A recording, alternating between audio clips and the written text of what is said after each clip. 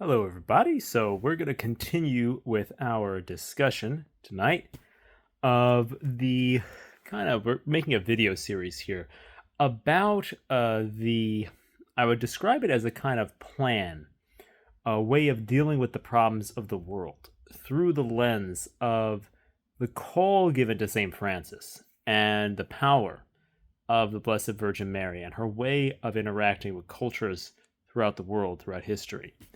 Um, and so we're in this series, and we're talking about. We just kind of spoke a bit about some different sources of this and inspirations for this kind of way of thinking.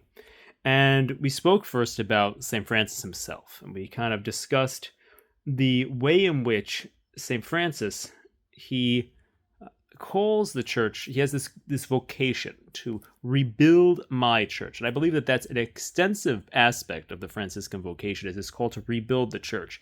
And another element that has been proposed as central to the Franciscan vocation is the idea of making all things, all making all creature the fatherhood of God and the brotherhood of all people, and everything like St. Francis in the Canticle of the Creatures describes everything as brother sun and sister moon and these different type of terms. There is this way in which these things under the fatherhood of God become seen as this kind of cosmic understanding of brotherhood, sisterhood, and so on and so forth. So these are elements of the Franciscan, the initial elements of the Franciscan call. And Francis himself rebuilds the church in what I would say, in essence, which was a call back to the values of the gospel: poverty, service to others. It really was a repentance from worldliness. Was really this kind of essence of the original Franciscan experience. But what we're talking about in this series of videos is this kind of this movement toward what Pope St. John Paul II called a civilization of love. And he spoke about St. Maximilian Kolbe as the prophet of a civilization of love. And so that is why we are going to begin now discussing the development of the Franciscan vocation and St. Maximilian Kolbe, because we want to draw inspiration from St. Maximilian. And we want to understand that St. Maximilian was exposed to the violently anti-Catholic demonstrations of the Freemasons during his time in Rome. And that's part of why he created the Militia Immaculata in response to this. He wanted to combat this secularizing threat to the church and society. And, they have these posters. They said the devil will reign in the Vatican and all these kind of not nice stuff. And he wanted to reach the culture. He believed in reaching the culture with the message of Christ at his church, and did so by producing many different publications. He had one of the best printing presses. He had an airplane to deliver his. He had brothers would fly this airplane to deliver the magazine, and he wanted to create a kind of city of Mary. And he made many friars lived and worked in these cities. And we want, to create what I believe, in this movement that I'm describing, in this impulse that I'm describing. We want to make all of society into a city of Mary. We want to make a culture of Mary, so that all things may be placed under the feet of Christ, even as the devil is placed under her feet. So we want this to be everything. And we see this. I've mentioned this in other parts, but there's an element to, and I'm just going to make this as an aside here. There was some way, and I believe if you look at the life of Chiara Lubich, who is the founder of the Focolare. The Focolare, I believe that Chiara was originally a Franciscan of some sort. She was some type of a lay Franciscan, I believe. But if you look at this, they found the Focolare. They found, meaning not like find, but like they create or build cities. They were called Mariopolis, city of Mary. They build these like kind of communities. And I do believe that this is necessary, and a real call in the modern church is this necessity of creating a culture of Mary, a society of Mary, cities of Mary. And you see this in both St. Maximilian and in Chiara Lubich.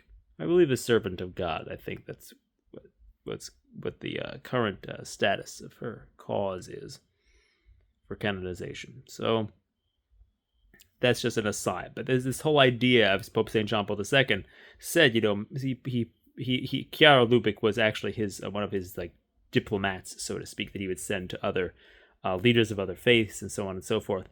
And we have this necessity, of understanding Saint Maximilian also as this prophet of a culture of love. So that's what I was going for. In the same vein, we have in the Franciscan vocation the life of servant of God, Father Paul Watson of the Society of the Atonement, or the Franciscan Friars of the Atonement, and he began his life as an Anglican, and eventually he followed his convictions to the Catholic Church, along with his Episcopalian order of friars and nuns, and so he was a bold voice for the reunion of Anglican tradition with Rome. And he believed that a reunion could be possible for other Protestant groups. And so I think what's really helpful is understanding that he believed that there was a unique and helpful patrimony in the Anglican tradition that should be preserved. And I think what's very interesting that this is a deeply important principle of bringing things into communion with Rome while keeping what is valuable in the patrimony. And this is the essential strategy. And, we see this...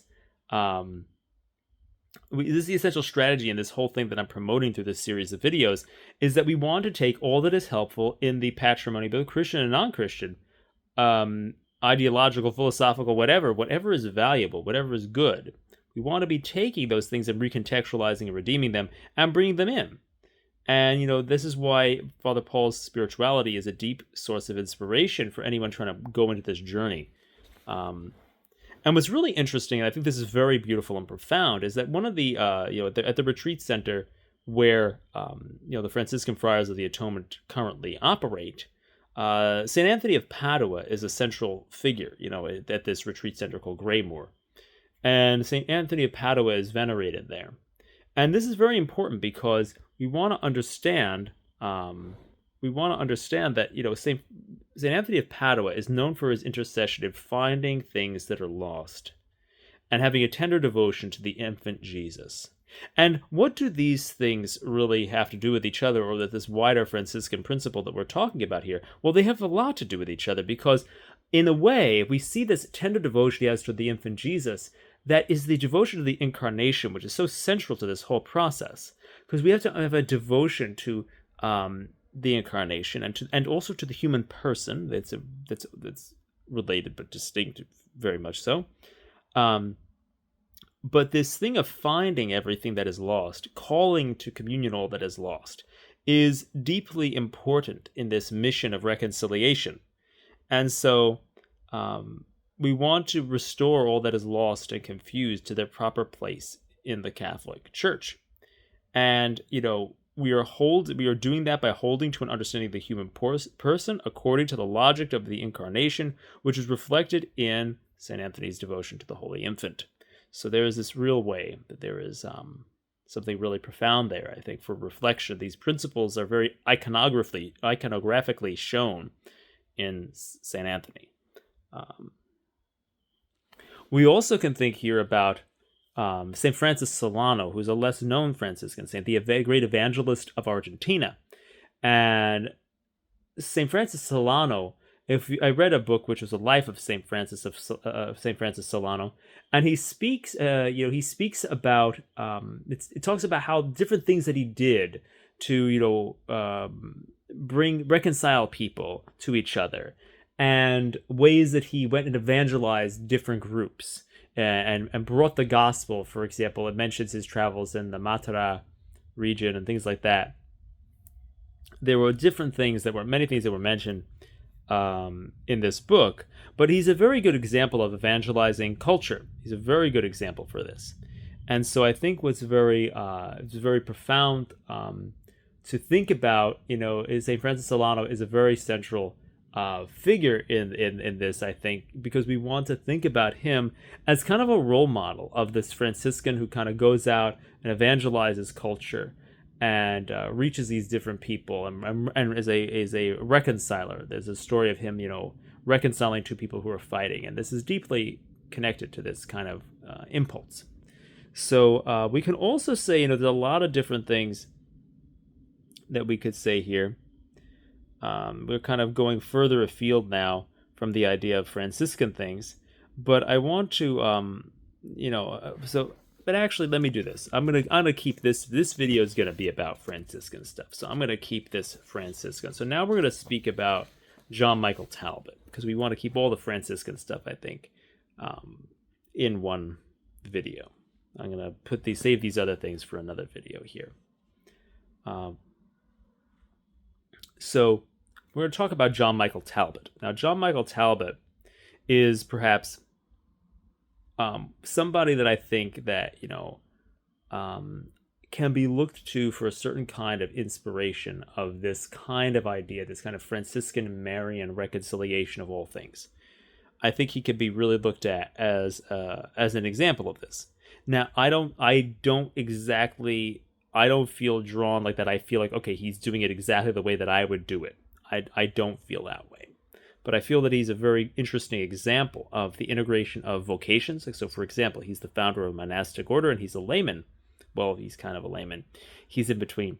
Because there's domestic and monastic people in his order. So there's very much this kind of joining of the vocations. There's definitely this kind of other kind of life, that there's many single people, married people, all kinds of people all living in his community. And, there's a lot of stuff going on there. And, he has a greater emphasis than I would place upon the charismatic movement. He has more of that than I would emphasize.